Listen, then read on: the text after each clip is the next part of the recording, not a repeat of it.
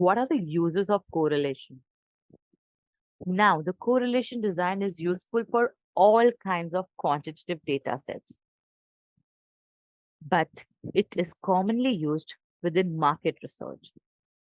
Market researchers find it useful to use correlation design with customer effort score surveys and their association with sales, customer experience, and its relationship with customer loyalty, as well as Net Promoter Score survey and its correlation with brand image or management.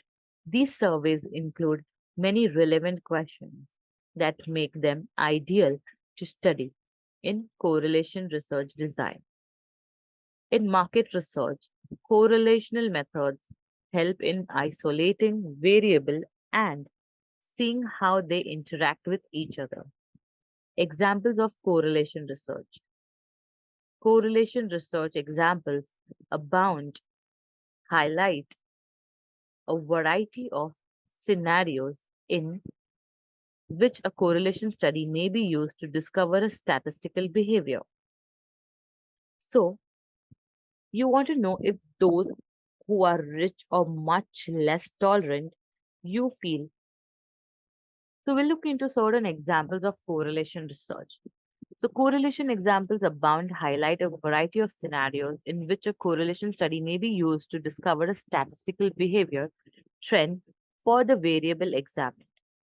So, three correlation research where we can see the examples here. You want to know if those who are rich are much less tolerant. You feel that affluent individuals are impatient based on your personal experience. However, you want to find a statistical tendency that supports or refutes your hypothesis. So, in this scenario, correlation research can be used to find a trend that connects both parameters. Next, you want to know if there is a link between how much money individuals make and how much children they have. You do not think that people who have more money have more offspring than individuals who have less money. Domestic abuse, you suppose, produce a brain hemorrhage.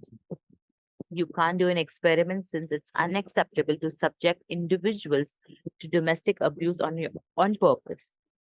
You believe that person incomes has little bearing on the number of children they have. However, doing correlation study on both the variables might disclose whether or not there is a correlation link between them. You can nevertheless do correlation study to see if victims of crime experience greater brain bleeding than non-victims. We'll also discuss one more example. Consider a hypothetical study on hypertension and marital satisfaction, where a researcher is aiming to study the relationship between diseases, that is, hypertension and marital satisfaction. If the researcher finds a negative correlation between these two variables, indicating that as a marital satisfaction increases, experience of hypertension decreases. However, this does not mean the marital dissatisfaction is causing hypertension. It just highlights an association between them. In correlation research design, none of the variables under study are manipulated or changed. They are just measured and the association between them are observed and or examined. For instance, you want to understand if there is a correlation between how much you earn and spend.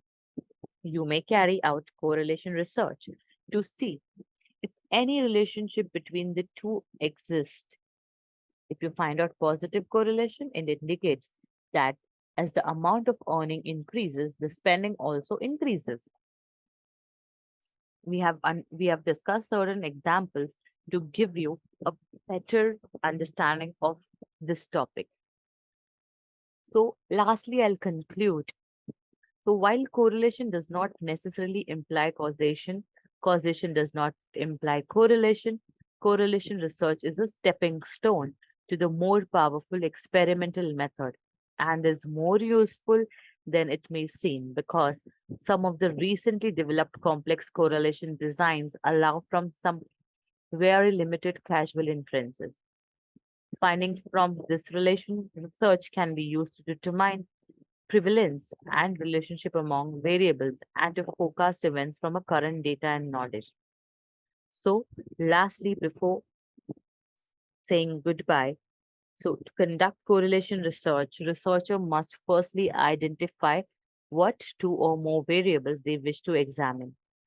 These variables could be anything from demographic information, age, gender, psychology, race, personality, attitude, etc., height, weight, or anything.